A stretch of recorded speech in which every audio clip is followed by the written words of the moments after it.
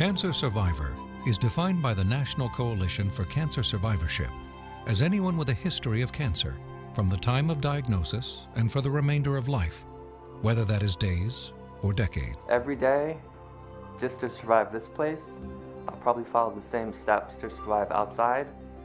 Number one is smile, even if you're not in a good mood. Number two is breathe. Breathe like you actually want to live and not just like passively, like it's a passive function of your diaphragm, just like an involuntary action. And three, baby steps to everything. If it's just like you can only take one mouthful of food, take the one mouthful, stop. I lost all my hair, and it was devastating. And then I said, you know what? People are shaving their hair and they're not even sick, so what am I crying for? So I just got it together, you know. I said, well, you know, God, I could be dead. So what am I crying for? I gotta be thankful. Be positive. Positive. Best thing to do. You can't sit around and be negative. You can't feel bad for yourself. I realize what's important in life now. You know, I have a whole new perspective on life. This is I consider this to be my second life. This is my second life. I'm starting over again, brand new. This part of the DVD presents nutritional guidelines for patients undergoing cancer therapy. We'll describe some of the most common nutritional problems associated with cancer and cancer treatment, and give you some tips to help you minimize them.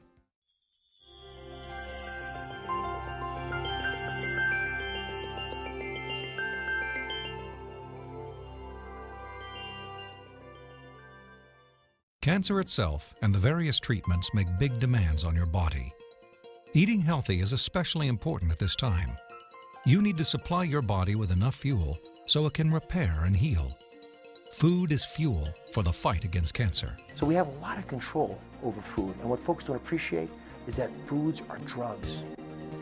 They're not regulated by the FDA, but our body sees them as drugs. They tend to be very subtle in their action, but our body is designed to respond to the stimulus of certain foods.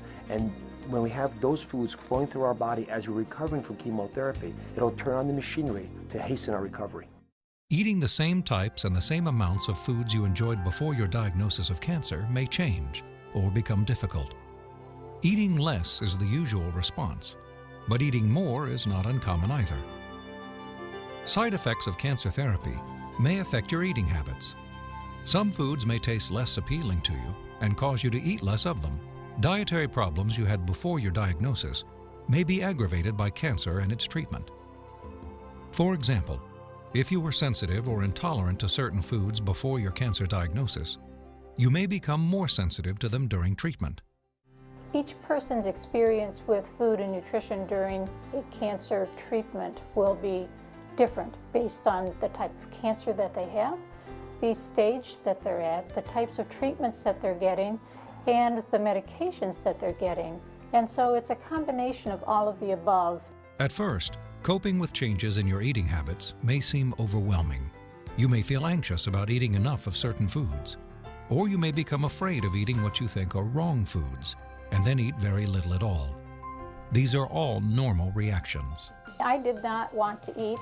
First of all, food also smelled bad. So even before you got it in your mouth, you know, there were smells that were clearly not normal, and certainly not what I was used to, and they weren't inviting. So there were, you know, that's step one. And then step two, getting past that, is how is this food going to taste and what do I need to do to really get it in my body to optimize my body's opportunity and chance to make the most of the therapy. In the next segment, we'll discuss how cancer treatments can affect eating habits and give you guidelines how to cope with changes in how you feel and how you eat and drink.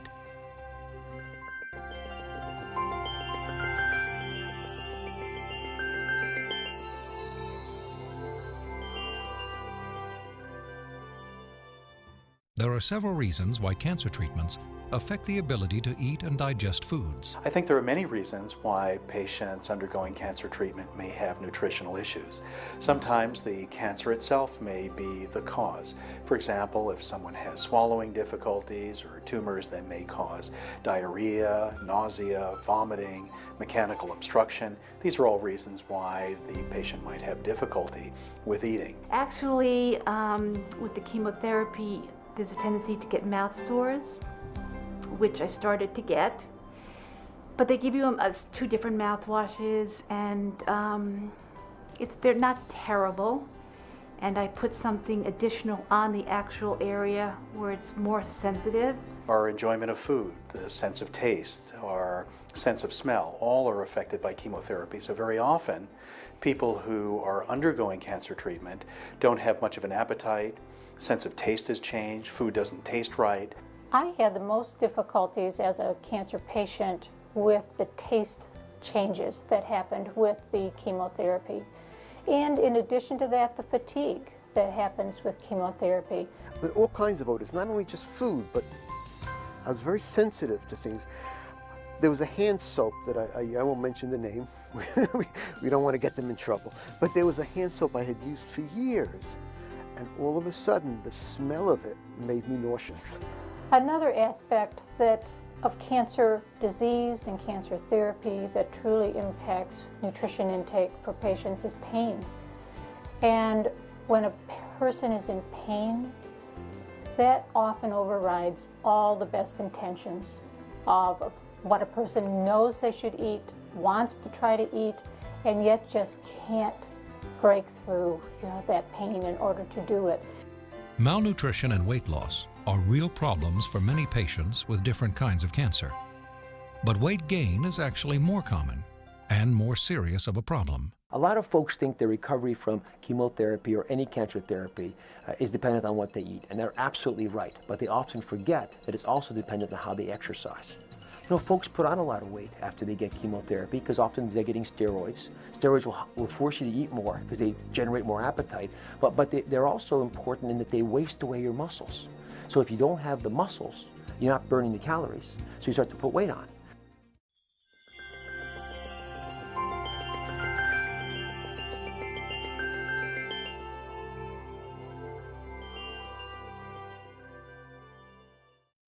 To obtain the nutrients and other substances needed to help in your recovery, vary the foods you eat.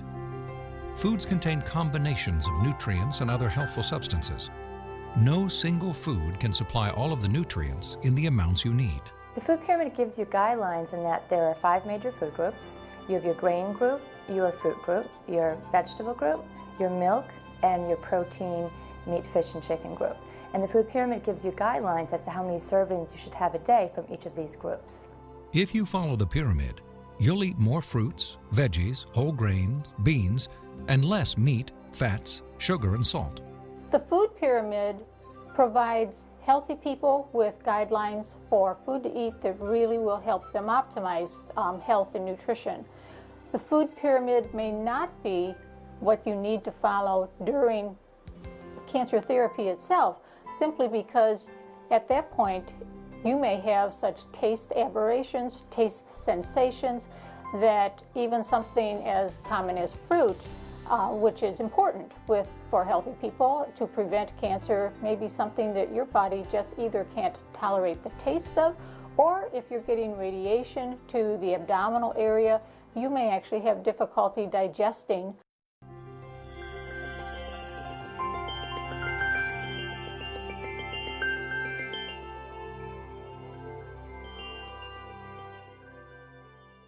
Some cancer patients may have trouble consuming enough of a wide variety of foods to satisfy nutritional needs. Many liquid meal replacement beverages can also help satisfy protein requirements during cancer treatments, but they should not be consumed in excess. Sometimes it's difficult to chew and swallow, and it's painful, so we encourage things like oral supplements. Following the food pyramid can present challenges for cancer patients undergoing a variety of treatments. There are several kinds of major treatments for cancer. These are surgery, radiation, chemotherapy, and biological therapy, which is largely immunotherapy. Each may present issues, and the need to modify food choices and eating habits. Side effects are another concern that we'll explore and give you nutritional tips. Surgery is often the preferred initial treatment for tumors that have not spread, and it can cause temporary or permanent challenges. Well, in terms of cancer treatment, each of the treatments has important nutritional effects. In general, we have surgery, chemotherapy, radiation, and immunotherapy. The effects of surgery are based upon what is done, what is removed. If it's involved with the head and neck, it's harder to chew or swallow. Very often, people who are undergoing treatment like this find that they're not able to eat 3 large normal meals a day as they did previously. And so we often recommend what we often not recommend in other circumstances, and that is grazing. What we mean by that is smaller, much more frequent meals, able to take in adequate nutrition, same exact caloric needs are met. Radiation treatments can lead to nutritional problems, just as surgery can. Radiation has its own set of side effects that patients have to deal with, again depending on the area that has been radiated. Very often, if it involves the upper digestive system, patients can have nausea and vomiting associated with that, just as they do with chemotherapy. Sometimes patients who've had an area of their throat or mouth radiated can notice a very sore throat. There can be difficulty swallowing. There can also be a dry mouth with inadequate amount of saliva, which presents its own set of problems in being able to eat and swallow properly. There are various measures that can be taken. Sometimes we even halt the radiation for a period of time to allow the area to recover. There are medications that can be given. There's artificial saliva even that can be used to help lubricate the mouth. Many of these are useful. Sometimes only tincture of thyme is useful in helping patients, and that is knowing that this will recover in a period of time once the treatment finishes. Chemotherapy, unlike surgery or radiation, is systemic and can affect the entire body rather than just part of it. Chemotherapy also causes a number of immediate effects. It often causes some difficulty with nausea, vomiting, pain in the mouth, dryness, and so forth. It has, and of course, it'll cause severe nausea and diarrhea, and these can have profound effects in a previously healthy individual. Hormone therapy is most commonly used to treat cancers of the breast, prostate, ovary, and endometrium. Hormones can also be associated with changes in appetite, changes in taste. Depending on which hormone is used, some patients may notice the same effects as they do with other steroid medications. That is, a dramatic increase in appetite. The hormone therapy that men go on, which lowers your testosterone dramatically, can give you hot flashes, but can make you gain weight, especially around the midsection. I have men that are doing 50 to 100 sit-ups a day, and they're not able to take this off. According to cancer treatment experts, that is why exercise is so important to build muscle and bone mass rather than excess fat.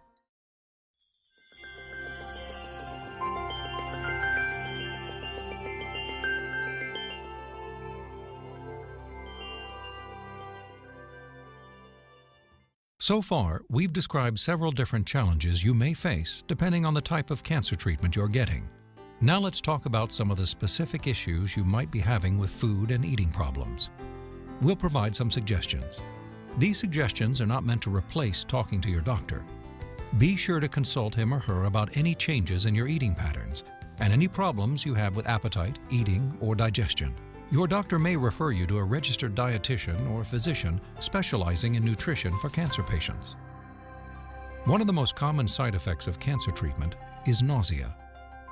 First, don't try to pack in too much at once. Small, sort of mini meals can be a much easier and better tolerated solution.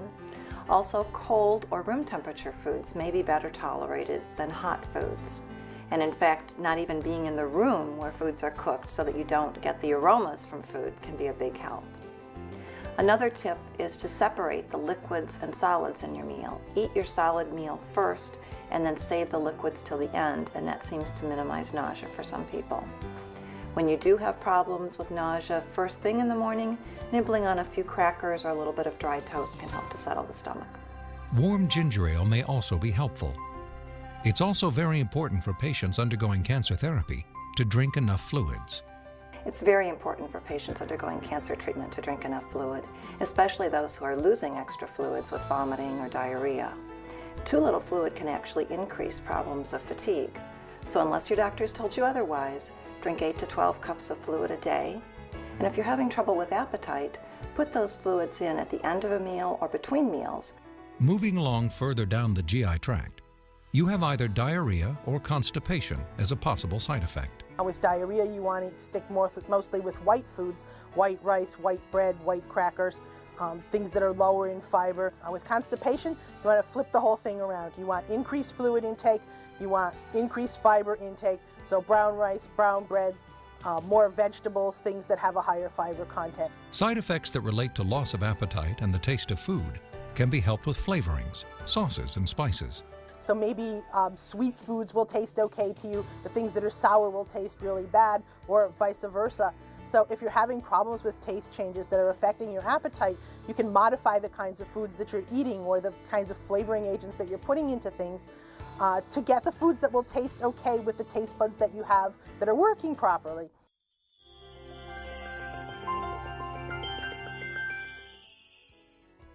During chemotherapy and radiation, there might come a point where patients become neutropenic, which means their white blood cells decline to unsafe levels.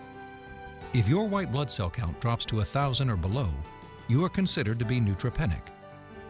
Until your count rises, it will be necessary for you to take additional measures to further decrease your risk for infection, such as eliminating uncooked food that may contain germs. A neutropenic diet is for patients with a weakened immune system.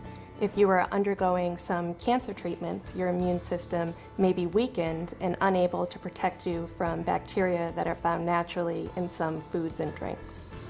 Well, right now I'm on a neutropenic diet, which means low bacteria. So I average about 3 servings of veggies a day.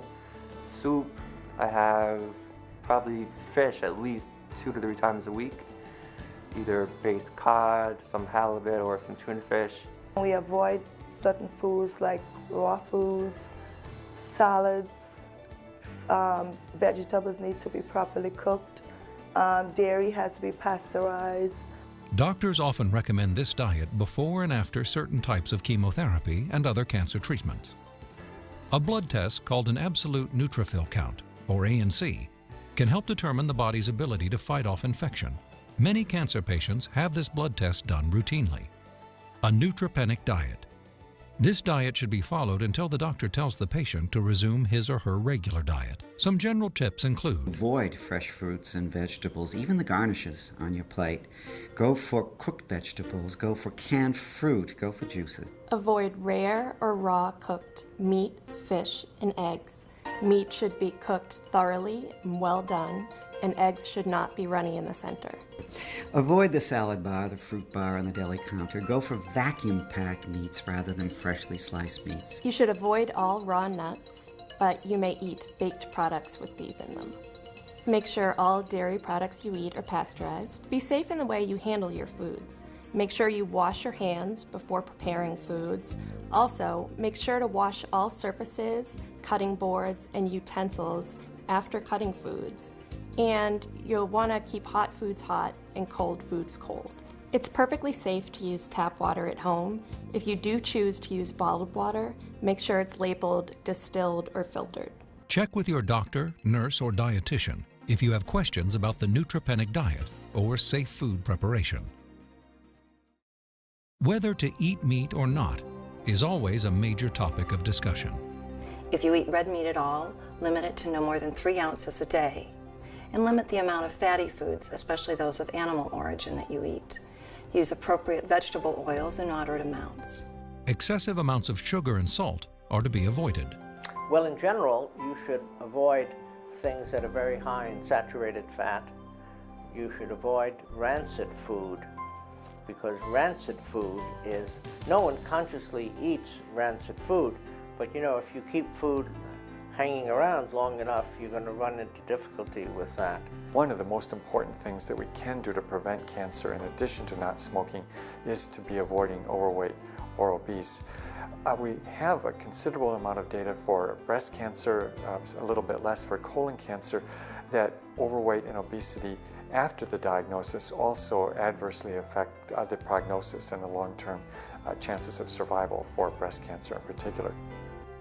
At least 2/3 of your plate should be filled with vegetables, and limit the animal proteins to no more than 1/3 of your plate.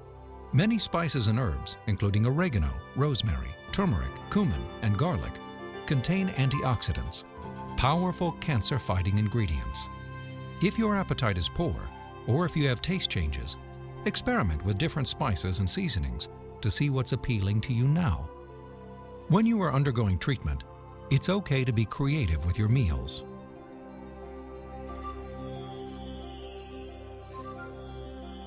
Now, I'll be making chicken with quinoa. First, I'm going to heat up my skillet to about a medium-high temperature with 1 tablespoon of olive oil. The ingredients that go into this dish are chicken thighs, sliced onions, diced tomatoes, minced garlic, reduced sodium, low-fat chicken broth, lime juice, fresh thyme, quinoa rinsed and dried, sliced green beans, fresh black pepper, and salt to taste. Now I'm going to add my chicken thighs to the skillet.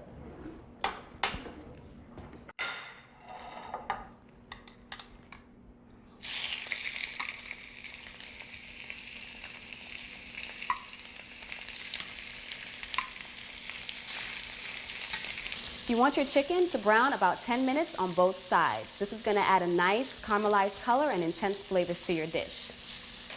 Now that the chicken has browned on both sides, I'm going to remove it and put it on a plate.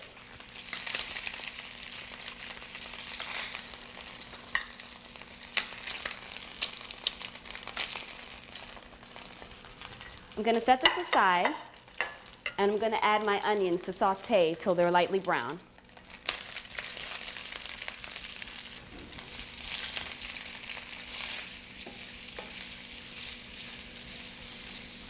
This will take about 5 minutes to cook. The onions have sauteed now for a few minutes and they've gotten a nice brown color. Now I'm going to add my tomatoes and garlic.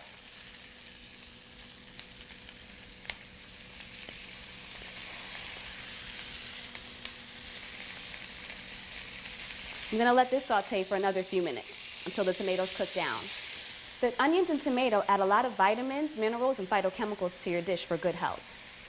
Now I'm going to add the chicken back to my pan.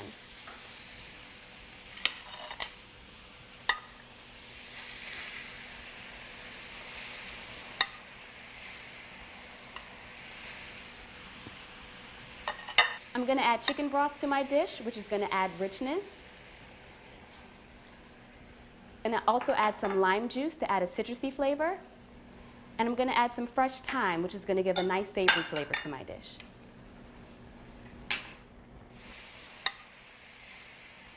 I'm going to put the lid on now, and I want to keep the temperature at about a medium-high heat. Now my chicken's been simmering for 20 minutes. I'm going to add my quinoa and green beans now. Quinoa adds a great nutty flavor to my dish and is higher in protein than most grains. I'm also going to add green beans, which add a nice color as well as great texture to the dish. And I want this to cook for an additional 20 minutes with the lid on.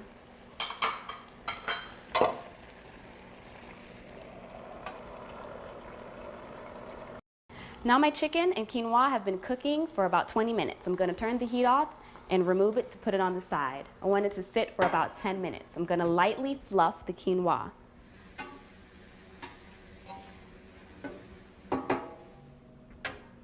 I have a delicious dish already prepared.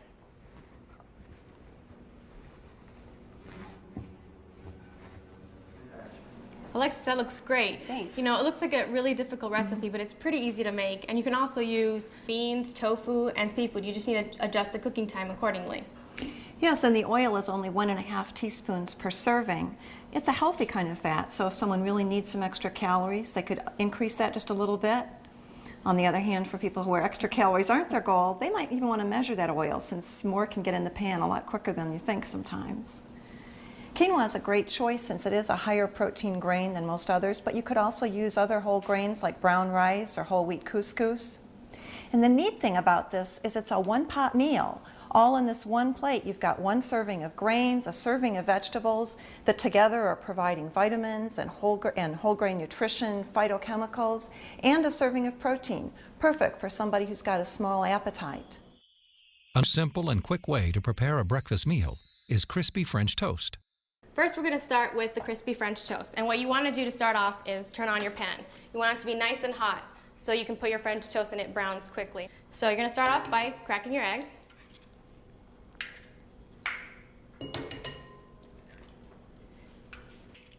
Now you want to add your nutritional supplement, about a half a cup.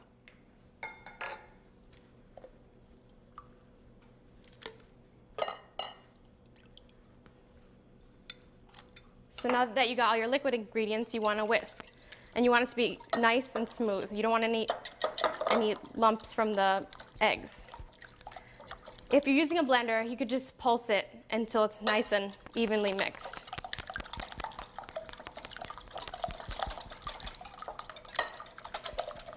There you go. It's nice and smooth. Next, what you want to do is get your cereal. And you want it nice and in small little bits and pieces. And you want to put it in a plate large enough so that you can have your bread fit. It could be a bowl or a plate, doesn't really matter. And then now you get your bread pieces. You can get whatever type of bread you like. This will work well with any kind of bread. So now what you want to do is immerse the bread in the liquid. You want it nice and soggy. And then you want to add it to the cereal and press hard so you get nice and crispy French toast. The more cereal, the crunchier it is. So if you don't like really crunchy foods, you cannot press down so hard and it won't be so crunchy. So you want to repeat that with the 3 pieces of bread that you have. So next what you want to do is get your cooking spray. You can use oil if you like. Cooking spray is just a lot easier. So you want to lightly coat your pan. It should be nice and hot. And then you get your French toast and place it down.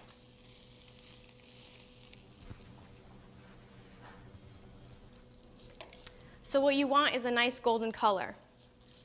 I think we're just about there. Be careful not to burn because the cereal it tends to burn really quickly. What you can also do is get it nice and golden brown and leave it in the oven. This is great if you're having guests over or just making it for breakfast. You can just let it heat thoroughly in the oven. And there we go. Here is the finished product. What a great way to get some concentrated calories and protein. This is especially great if you're having problems with off tastes from meat. Get the calories and the protein. And when you use a liquid supplement like this, it's lactose free. So if you've had any problems with digesting lactose, now you don't have to worry about that. Cancer research is an ongoing activity, and scientists are working hard to find the answers. There is evidence that a diet high in vegetables, fruits, and whole grains, along with less fats, alcohol, and salts, can help speed your recovery from cancer. Priority 1, I'm alive.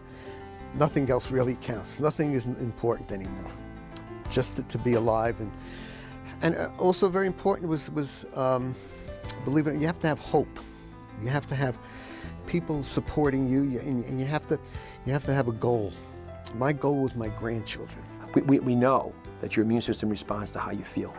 If you turn off the right kinds of T cells, they get weak, and as they weaken, they're unable to protect you. And we know that the best way of turning your good cells on, your T helper cells that can help defend you, is a good mental outlook. This means staying optimistic, realizing that although stuff happens, you may have been dealt a bad set of cards, you have the ability to play those cards well. And especially as medical technology catches up with you and we get more insights into what the alternative world of healing can provide, it turns out you're in a pretty good place right now. So keep your head up. If you'd like more information about your treatment options and how to live well with cancer, contact the American Institute for Cancer Research.